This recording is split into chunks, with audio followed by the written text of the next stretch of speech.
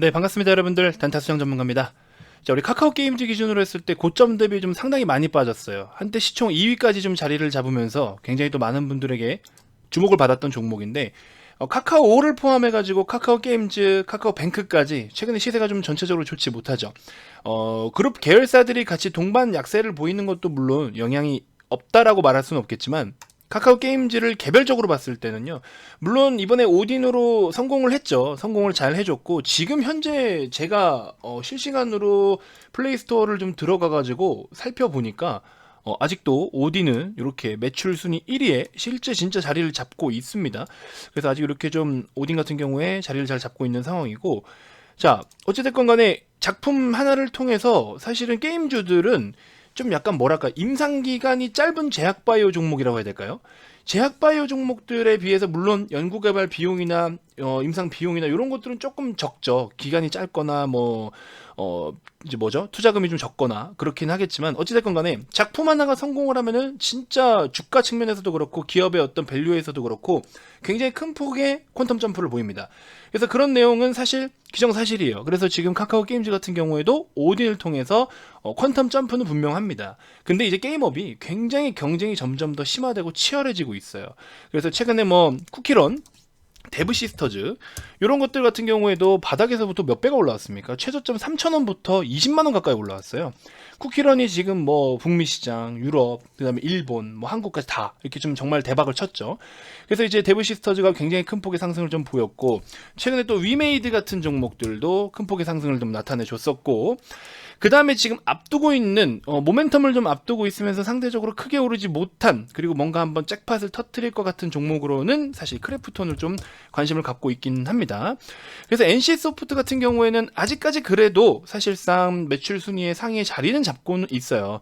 자리는 잡고 있는데 뭔가 모르게 또 최근에 좀 안 좋은 비판의 내용들이 좀 많았었죠, 사실. 그래서 뭐 소비자를 또 호구로 아느냐, 뭐 등등 여러 가지 좀 좋지 않은 내용들이 있었는데, 그럼에도 불구하고 실제로 아직 그렇게 자리는 잘 잡고 있습니다. 향후가 중요하겠죠. 앞으로 나올 신작들이라든지 이런 것들이 또 어떤 성과를 내냐에 따라서 NC소프트도 어떻게 자리를 잡느냐, 요게 좀 방향이 갈릴 것 같습니다. 자, 그래서 게임 종목들 보면은 사실 저도 굉장히 긍정적으로 보고 있는 거는 맞아요. 그리고 카카오 게임즈 기준으로 기존에 제가 브리핑 드릴 당시에는 요 갭을 깨기는 어려울 것이다 라고 말씀을 드렸는데, 조금 외부적인 영향도 함께 같이 영향을 받은 것 같습니다. 시장도 좀 좋지 못했고 카카오 계열사가 같이 좀 주춤했고 이런 내용들 때문에 조금 시세가 좀 더 많이 빠지긴 했지만, 사실 오딘으로 인해서 벌어들일 우리 장부에 반영될 만한 수준을 계산을 좀 더 디테일하게 해볼 필요는 있는데, 사실 명확하게 예측하기는 좀 어려워요. 그래서 지금 일단은 아직도 오딘이 상위권에 자리 잡으면서 좀 이제 매출에 대한 어떤 기여를 계속 좀 높여가고 있는 상황이긴 하지만, 또 언제 갑자기 판이 바뀔지 몰라요.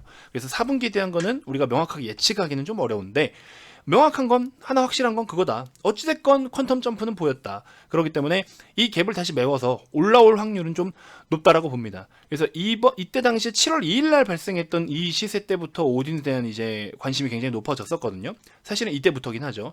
6월 말부터 해서 오딘에 대한 기대감으로 밸류를 한층 좀 높여갈 수 있는 그런 기술적 포인트들도 좀 많은데, 제가 봤을 때는 이때를 기점으로 해서 한층 더 레벨업 되는 거는 명확하기 때문에, 사실 최근에 조금 우리 IT 기업들, 그러니까 인터넷 기업들, 그 다음에 뭐 플랫폼 기업들, 제약바이오 기업들, 얘네들은 또 금리에 굉장히 민감하게 반응을 보이잖아요.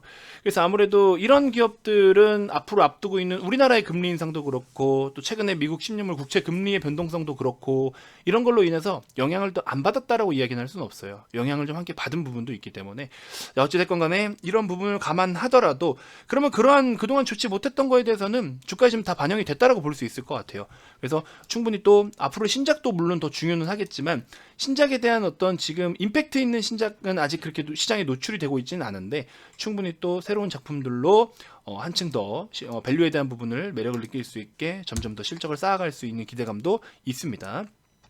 자, 그래서 보시는 것처럼 카카오 게임즈의 연간 실적을 놓고 보시면은 추정치가 22, 23년도에 굉장히 높은데 이 부분에 대해서는 제가 아직 확인을 못 해봤어요. 어떤 작품들이나 어떠한 내용들 때문에 이렇게까지 지금 높게 이렇게 컨센서스가 잡혀 있는지는 모르겠지만 어찌됐건 간에 뭐 아무거나 그냥 대충 덥석 적어놓은 건 아닐 거 아니에요. 아무 숫자나. 그렇게 놓고 보면은 카카오 게임즈 같은 경우에는 성장성에 대해서 특히나 지금 20년 대비 21년 같은 경우에는 이번에 오딘으로 인해서 굉장히 큰 폭의 상승을 보여줄 것은 맞다. 그래서 그런 부분들을 놓고 본다면 충분히 추가적인 반등은 더 나와줄 수 있다. 그래서 8만원 뭐 중후반대까지도 충분히 저는 가능할 것 같은데 이제 변수라고 한다면 게임주들은 사실 진짜 이 제조업들처럼 뭐 찍어낸다고 무조건 돈 벌고 이런 유형이 아니잖아요.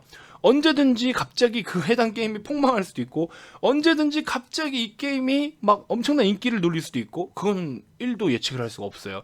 근데 중요한 거는 일단 히트를 쳤고 일단 돈을 벌었어요. 그리고 지금도 벌고 있어요. 그게 팩트입니다.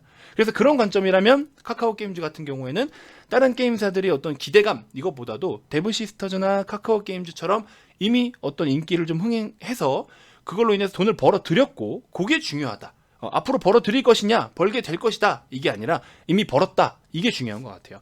그래서 그런 부분에다가 추가적인 신작의 모멘텀까지 더해지면 더더욱 좋겠지만 그거까지는 아직 조금 상황을 좀 지켜봐야겠죠. 어쨌든 최근에 조금 부진했던 이유들이 몇 가지 있었다라고 말씀을 드렸죠. 그래서 카카오 계열사들의 전반적인 동반 하락세, 그 다음에 금리에 대한 부담감도 있었고 시장에 대한 영향도 있었고 그리고 1차적으로 한번 오딘에 대한 기대감으로 반영이 됐던 시세들이 여기 연출이 됐기 때문에 그런 부분을 또 반납이 됐고 그래서 노이즈가 좀 있을 만한 것들 조금 악재는 아니지만 부정적인 것들은 다 반영이 됐다. 그래서 이제 새롭게 좀 시장 흐름에 맞게끔 발맞춰서 돌려줄 수 있는 구간은 왔다. 이렇게 좀 말씀을 드려볼 수 있을 것 같습니다.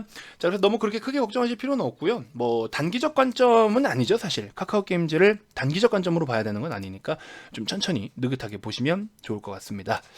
자, 지금 이제 시장이 어쨌든 그토록 하락이 왔기 때문에 여러분들은 요번 반등장에 사고 싶은 게 너무 많을 거예요. 딱 두 분류일 것 같아요.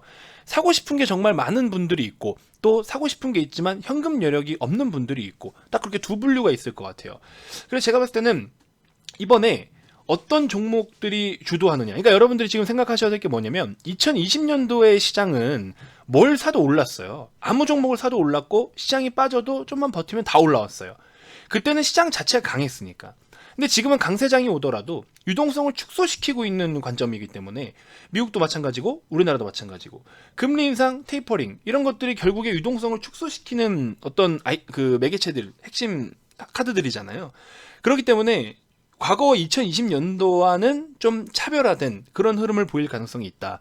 시장은 좋은 것 같지만 종목은 안 간다. 이런 느낌을 좀 많이 받을 수 있어요. 그렇기 때문에 여러분들이 3분기, 4분기를 포함해서 연간 실적에 대한 전망이 좋은 종목들 이런 녀석들을 잘 선별해서 들어가셔야 된다. 그래서 종목 장세 흐름이 나타날 가능성이 크고 그런 핵심 종목들이 시장을 주도해서 끌고 올라갈 것이에요. 그러니까 여러분들이 아무 종목이나 사고 아무 종목이나 들고 있다고 돈을 벌 수 있는 시장은 끝났습니다. 이미 끝난 지 오래됐어요. 그렇기 때문에 집중적인 투자를 반드시 좀 해주셔야 된다.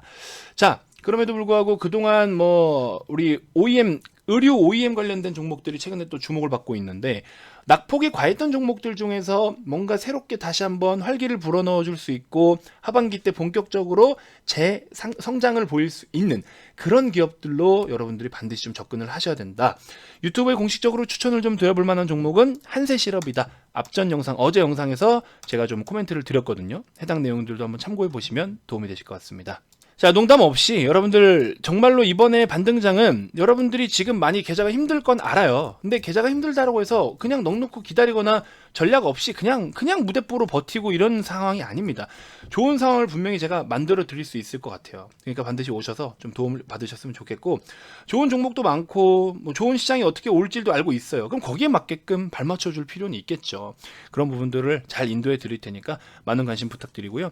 이번 반등장에 하다못해 한 달 상품 44만 원 정도는 투자해 볼 만한 매력은 충분히 있다고 봅니다. 아시겠죠? 반드시 시장이 주는 기회는 놓치지 마라. 단타 수장방에는 언제든지 올 수 있지만 지금 시장이 주는 기회는 놓치지 마라. 연중 최저치를 찍었습니다. 코스피가. 그죠? 하지만 외부적인 노이즈로 그리고 밸류에 대한 반납으로 그럼 이거는 명백한 기회가 왔다. 이 기회를 반드시 여러분들이 잡아갔으면 좋겠습니다. 자, 010-229-2353 성함만 문자로 발송해 주시면 되고요. 다음 영상에서도 제가 또 더 좋은 정보들로 여러분들께 인사드리도록 하겠습니다. 자, 지금까지 단타수장 전문가였습니다. 고맙습니다.